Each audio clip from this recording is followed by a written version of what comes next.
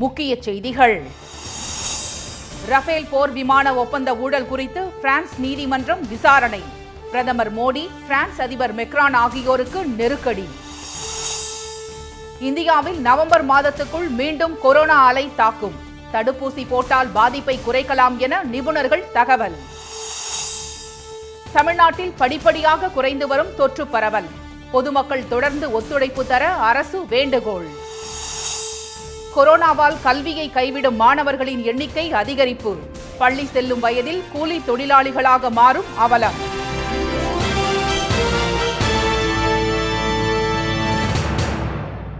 வணக்கம். பிரான்ஸ் அரசுடன் பாஜக அரசு மேற்கொண்ட ரஃபேல் போர் விமான ஒப்பந்த ஊழல் குறித்து சுதந்திரமான விசாரணைக்கு பிரான்ஸ் நீதிமன்றம் உத்தரவிட்டுள்ளது. முன்னாள் பிரதமர் திரு மன்மோகன் சிங் ஆட்சி காலத்தில் பிரான்ஸ் நாட்டிலிருந்து 126 ரஃபேல் ரக போர் விமானங்களை தலா 526 கோடி ரூபாய்க்கு வாங்க ஒப்பந்தம் போடப்பட்டது. ஆனால் திரு மோடி தலைமையிலான பாஜக அரசு பதவியேற்றதும் அந்த ஒப்பந்தம் ரத்து செய்யப்பட்டு புதிதாக 59,000 கோடி ரூபாய் செலவில் 36 ரஃபேல் விமானங்கள் வாங்கப்படும் என அறிவிக்கப்பட்டது. பிரான்சில் இருந்து 126 ரஃபேல் போர் விமானங்களை தலா 526 கோடி ரூபாய்க்கு வாங்க காங்கிரஸ் அரசு பேச்சுவார்த்தை நடத்திய நிலையில் தலா 1,670 கோடிக்கு 36 ரஃபேல் விமானங்களை வாங்க மோடி அரசு ஒப்பந்தம் செய்தது சர்ச்சையானது.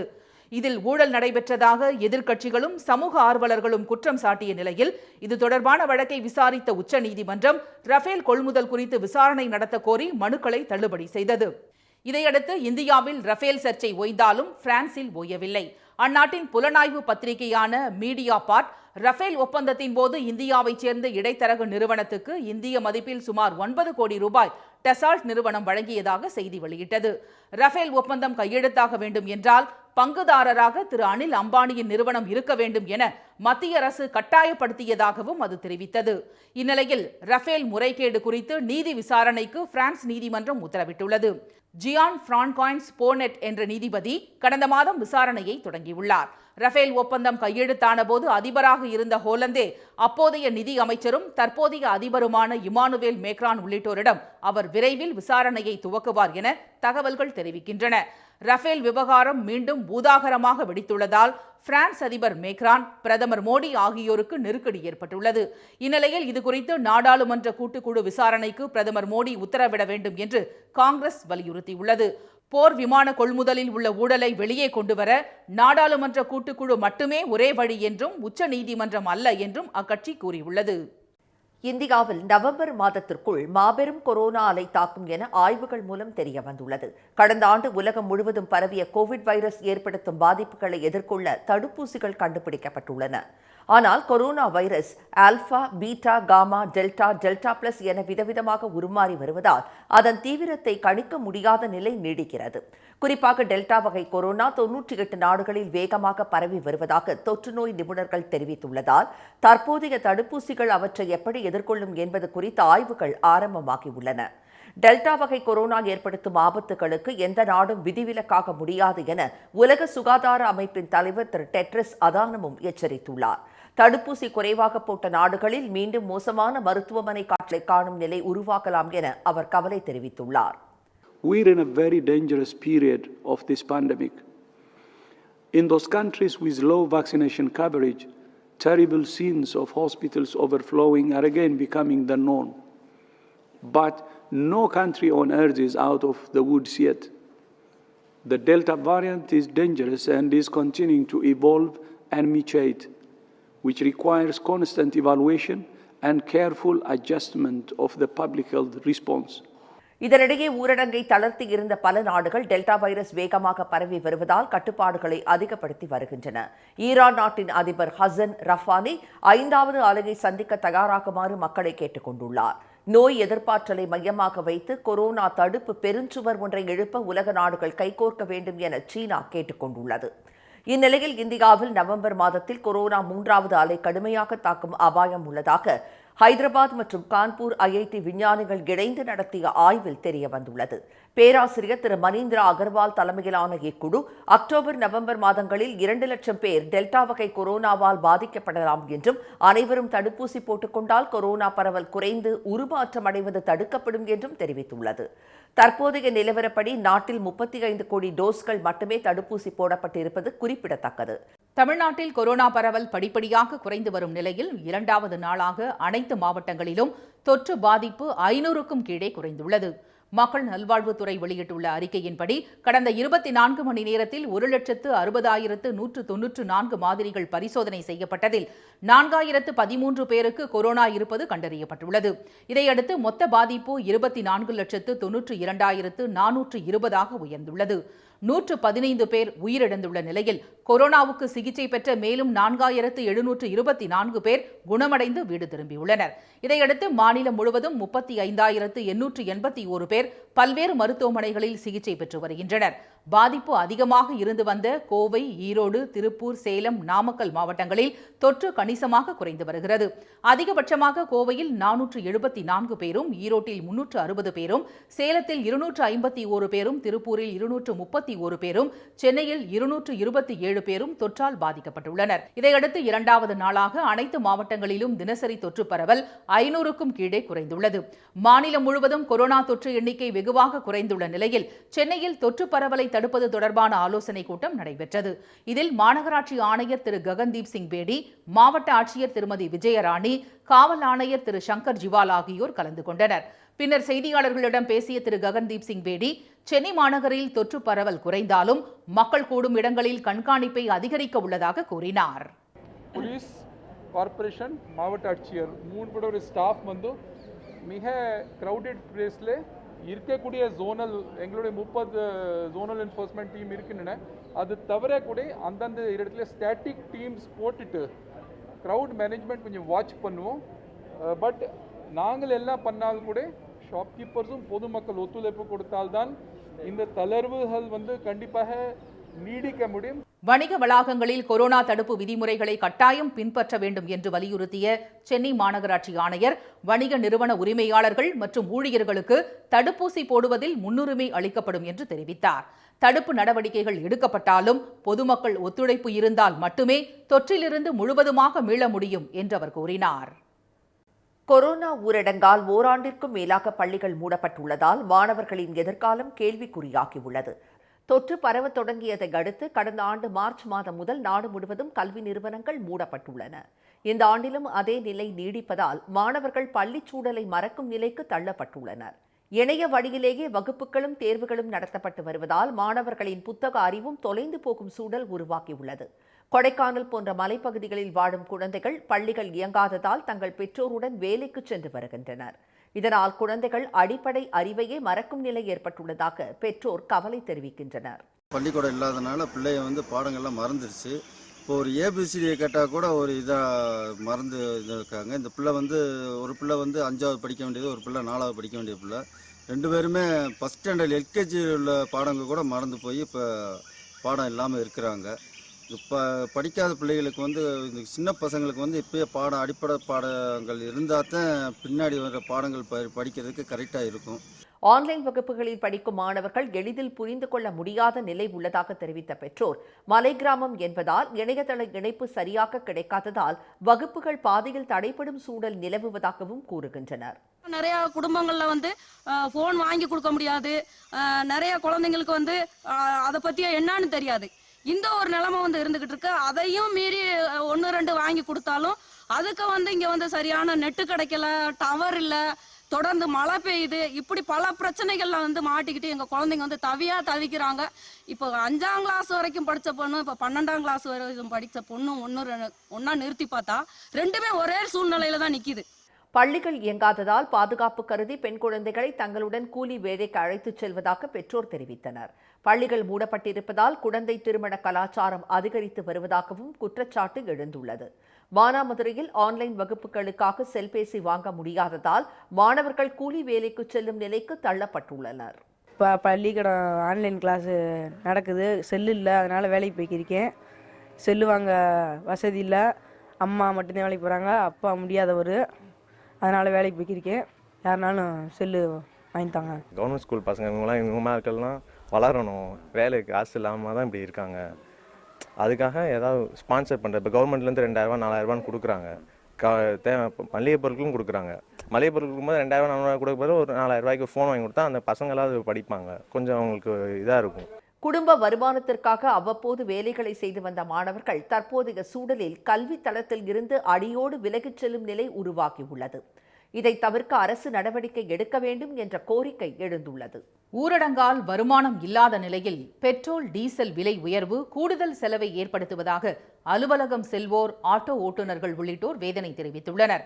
கடந்த சில வாரங்களாக பெட்ரோல் டீசல் விலை சரிவே காணாமல் தொடர்ந்து உயர்ந்து வருவது பல்வேறு தரப்பினரையும் பாதித்துள்ளது.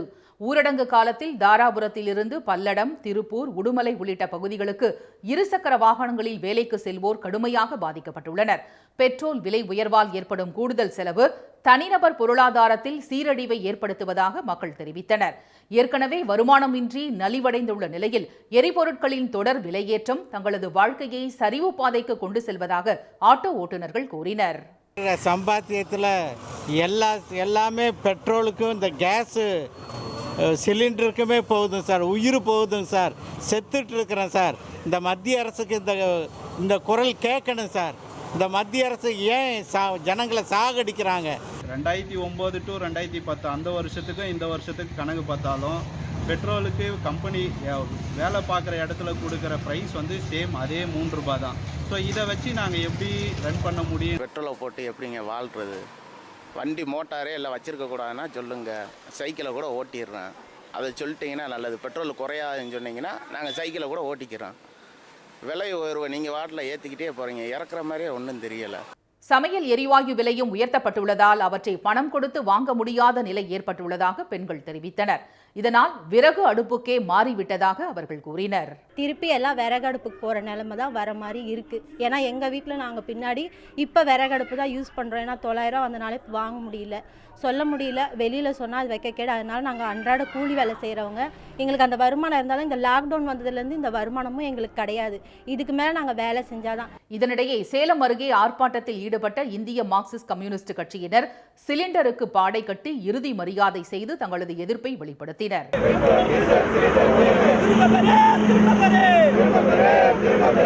அதேபோல் தஞ்சாவூர் அம்மாப்பேட்டை அருகே சிலிண்டர் விலை உயர்வை திரும்பப் பெற கோரி மாதர் சங்கத்தினர் ஆர்ப்பாட்டத்தில் ஈடுபட்டனர். சிலிண்டருக்கு பாடை கட்டி மாலை அணிவித்தும் விறகு அடுப்பில் சமைத்தும் நூதன முறையில் போராட்டம் நடத்தினர். இனி வருவது செய்தித் துளிகள்.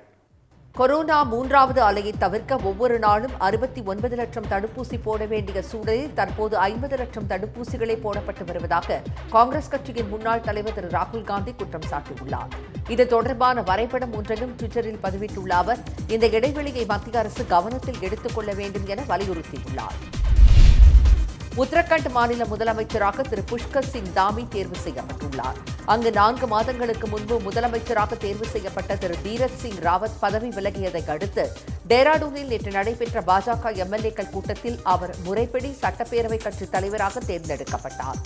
இதற்கு கடும் கண்டனம் தெரிவித்துள்ள காங்கிரஸ் 4 மாதங்களில் 3 முதலமைச்சர்கள் என உத்தரகாண்ட் மாநிலத்தை பாஜக சீரழித்து விட்டதாக சாடியுள்ளது. கூகுள், அமேசான் போன்ற நிறுவனங்கள் நிதி பரிவர்த்தனைகளில் ஈடுபடுவது நாட்டின் நிதித்துறைக்கு பெரிய அச்சுறுத்தல் என ரிசர்வ் வங்கி எச்சரித்துள்ளது. சில்லறை வணிகத்தில் பண பரிமாற்றம் மேற்கொள்வதற்கான சேவையை தொழில்நுட்ப நிறுவனங்கள் வழங்குவது பாரம்பரிய வங்கி சேவைகளுக்கு ஆபத்தை ஏற்படுத்தும் என தெரிவித்துள்ள ரிசர்வ் வங்கி நிதிச் சந்தையில் தொழில்நுட்ப நிறுவனங்கள் ஆதிக்கம் செலுத்த நினைப்பது கவலை அளிப்பதாக கூறியுள்ளது. மேகதாது அணை திட்டத்தால் தமிழகத்திற்கு எந்த பாதிப்பும் ஏற்படாது என முதலமைச்சர் திரு ஸ்டாலினுக்கு கர்நாடக முதலமைச்சர் திரு எடியூரப்பா கடிதம் எழுதியுள்ளார். கர்நாடகத்தில் காவிரியின் குறுக்கே மேகதாதுவில் அணை கட்ட திட்டமிட்டுள்ள கர்நாடக அரசு அதற்கான பணிகளை மேற்கொண்டு வருகிறது. இதற்கு தமிழகம் கடும் எதிர்ப்பு தெரிவித்துள்ள நிலையில் மேகதாது திட்டத்தால் தமிழகத்திற்கு எந்த பாதிப்பும் இல்லை என விளக்கமளித்துள்ள திரு எடியூரப்பா தமிழக அரசு எதிர்ப்பை கைவிட வேண்டும் என கேட்டுக் கொண்டுள்ளார். தமிழ்நாட்டில் மாநகராட்சி பகுதிகளில் சாலைகளை அமைக்கும் போது பழைய சாலைகளை அகற்றிவிட்டு புதிய சாலைகள் அமைக்கப்படும் என பொதுப்பணித்துறை அமைச்சர் திரு ஏவா வேலு தெரிவித்துள்ளார். சென்னை தலைமைச் செயலகத்தில் பல்வேறு திட்டங்கள் குறித்து அதிகாரிகளுடன் அவர் நேற்று ஆலோசனை நடத்தினார். பின்னர் செய்தியாளர்களை சந்தித்த திரு ஏவா வேலு, தமிழகத்தில் தரமான சாலைகளை அமைப்பதுதான் மாநில அரசின் தொலைநோக்கு திட்ட இலக்கு என்றும் இதுகுறித்து பட்ஜெட் தொடரில் அறிவிப்புகள் வெளியாகும் என்றும் கூறினார். ஏற்கனவே அரசாங்கம் கொடுக்கிற பணத்தை அந்த மதிப்பீடில் அது தரமான சாலையை செய்ய முடியலன்றது அவங்களுடைய கோரிக்கையாக இருந்தது. நாங்கள் அதெல்லாம் கொஞ்சம் மாற்றம் செய்து அவங்களுடைய கோரிக்கை எல்லாம் நியாயமாக இருக்கிறது அதெல்லாம் நிறைவு செய்து தமிழ்நாட்டில் தரமான சாலை அமைக்கணுன்றது தான் இதனுடைய இலக்கு. கள்ளக்குறிச்சி மாவட்டத்தில் திருமதி சசிகலாவுக்கு ஆதரவாக ஆங்காங்கே சுவரொட்டிகள் ஒட்டப்பட்டுள்ளதால் பரபரப்பு ஏற்பட்டுள்ளது. உளுந்தூர்பேட்டை நகரம் முழுவதும் காணப்படும் சுவரொட்டிகளில் தலைமை ஏற்று வழி நடத்த வா என்றும் அதிமுகவின் நிரந்தர பொதுச் செயலாளர் சசிகலா என்பது போன்ற வாசகங்களும் இடம்பெற்றுள்ளன. திருமதி சசிகலா அதிமுகவினருடன் தொலைபேசியில் உரையாடும் ஒலிப்பதிவு நாள்தோறும் வெளிவரும் நிலையில் அவருக்கு ஆதரவாக அதிமுகவினர் சுவரொட்டிகளை ஒட்டி வருவது குறிப்பிடத்தக்கது. பெட்ரோல், டீசல் மற்றும் சமையல் எரிவாயு சிலிண்டரின் விலை உயர்வால் அத்தியாவசிய பொருட்களின் விலையும் உயரும் அபாயம் ஏற்பட்டுள்ளதாக தமிழ் மாநில காங்கிரஸ் கட்சித் தலைவர் திரு ஜி.கே. வாசன் கூறியுள்ளார். சென்னையில் நேற்று செய்தியாளர்களை சந்தித்த அவர், பெட்ரோல், டீசல், சமையல் எரிவாயு சிலிண்டரின் விலை உயர்வு மக்களிடையே பெரிய பாதிப்பை ஏற்படுத்தி இருப்பதாக தெரிவித்தார். தமிழகத்தில் உள்ளாட்சித் தேர்தலை உடனடியாக நடத்த வேண்டும் என கோரிக்கை விடுத்த அவர், அதிமுகவுடனான கூட்டணி தொடர்வதாக கூறினார். ஆவின் பணி நியமன முறைகேடு விவகாரத்தில் ஆய்வறிக்கை கிடைத்ததும் இரும்பு கரம் கொண்டு நடவடிக்கை எடுக்கப்படும் என்று பால்வளத்துறை அமைச்சர் திரு நாசர் தெரிவித்துள்ளார். ஆவடி அருகே திருநின்றவூரில் உள்ள பாலமுருகா ஆலயத்தில் பள்ளி, கல்லூரி மாணவர்களுக்கு கல்வி உதவித்தொகை மற்றும் நலிவடைந்த குடும்பங்களுக்கு நிவாரண நிதியை அவர் வழங்கினார். பின்னர் செய்தியாளர்களிடம் பேசிய திரு நாசர், அதிமுக ஆட்சியில் ஆவின் நிறுவனத்தில் பணி நியமனத்தில் நடந்த தவறுகளுக்கு முன்னாள் அமைச்சர் மற்றும் அதிமுக நிர்வாகிகளே காரணம் என்று கூறினார். தகுதி இல்லாதவங்களாம் உள்ள இது பண்ண முடியாது. முழுக்க ஊழல் இடைத்தரகர்கள் செய்த வேலை, முன்னாள் அமைச்சர் பண்ண வேலை, அங்கே இருக்கக்கூடிய அனைத்து அதிமுக நிர்வாகிகள் பண்ண வேலை, அது மாதிரி இருக்கக்கூடாதுன்னு சொல்லி தமிழக முதல்வர் அவர்கள் கடுமையான ஒரு உத்தரவு போட்டு அந்த உத்தரவின் அடிப்படையில் அவர்களை பணி நியமன ஆணையை நிறுத்தி வைத்து மீண்டும் அந்த பணி நியமன ஆணை அங்கே கால்ஃபர் பண்ணி தகுதி அடிப்படையில் எந்த விதமான இடைத்தரகர்கள் இல்லாமல் டிரான்ஸ்ஃபர் பண்ணுற முறையை தேர்வு செய்யும். தமிழகத்தின் முதன்முறையாக ஆட்டோ ஆம்புலன்ஸ் சேவையை குன்னூரில் வனத்துறை அமைச்சர் திரு ராமச்சந்திரன் தொடங்கி வைத்தார். குன்னூர், கேத்தி, கோத்தகிரி பகுதிகளில் 20 லட்சம் ரூபாய் மதிப்புள்ள 6 ஆட்டோ ஆம்புலன்ஸுகள் இயக்கப்படும். நிகழ்ச்சியில் மாவட்ட ஆட்சியர் திருமதி இன்னசென்ட் திவ்யா, ஆட்டோக்களை வழங்கிய தன்னார்வலர் ராதிகா உள்ளிட்டோர் கலந்து கொண்டனர். திருப்பதி ஏழுமலையான் கோயிலில் ஆர்ச்சித சேவையான கல்யாண உற்சவத்தில் ஆன்லைனில் பங்கேற்று 90 நாட்களுக்குள் தரிசனத்திற்கு முன்பதிவு செய்த பக்தர்கள் ஊரடங்கால் வர முடியாத நிலையில் முன்பதிவு செய்த நாளில் இருந்து ஓராண்டிற்குள் ஒருமுறை தரிசன தேதியை மாற்றி பதிவு செய்ய தேவஸ்தான இணையதளத்தில் ஏற்பாடு செய்யப்பட்டுள்ளது. சேலம், தருமபுரி, கோவை, மதுரை உள்பட 10 மாவட்டங்களில் இடியுடன் கூடிய பலத்த மழை பெய்யக்கூடும் என்று சென்னை வானிலை ஆய்வு மையம் தெரிவித்துள்ளது. வெப்பச்சலனம் காரணமாக மாநிலத்தின் பல்வேறு இடங்களிலும் மழை பெய்து வருகிறது. இந்நிலையில் திண்டுக்கல்லில் இரவு நேரத்தில் சுமார் 2 மணி நேரத்துக்கும் மேலாக இடி மின்னலுடன் மழை பெய்தது. பகல் நேரத்தில் வெயில் வாட்டி வதைத்தாலும் தொடர்ந்து 4வது நாளாக இரவு நேரத்தில் மழை பெய்து வருவதால் மக்கள் மகிழ்ச்சி அடைந்துள்ளனர். இதேபோல் விழுப்புரம் மாவட்டத்தின் பல்வேறு இடங்களிலும் பரவலாக மழை பெய்துள்ளது. மீண்டும் முக்கிய செய்திகள். பிரான்ஸ் அரசுடன் பாஜக அரசு மேற்கொண்ட ரஃபேல் போர் விமான ஒப்பந்த ஊழல் குறித்து சுதந்திரமான விசாரணைக்கு பிரான்ஸ் நீதிமன்றம் உத்தரவிட்டுள்ளது. இந்தியாவில் நவம்பர் மாதத்திற்குள் மாபெரும் கொரோனா அலை தாக்கும் என ஆய்வுகள் மூலம் தெரிய வந்துள்ளது. தமிழ்நாட்டில் கொரோனா பரவல் படிப்படியாக குறைந்து வரும் நிலையில் 2வது நாளாக அனைத்து மாவட்டங்களிலும் தொற்று பாதிப்பு 500க்கும் கீழே குறைந்துள்ளது. இத்துடன் இந்த செய்திகள் நிறைவடைகின்றன. மீண்டும் சன் டிவியில் செய்திகள் மாலை 6 மணிக்கு. செய்திகளை உடனுக்குடன் தெரிந்து கொள்ள சன் நியூஸ் தொலைக்காட்சியை பாருங்கள். வணக்கம்.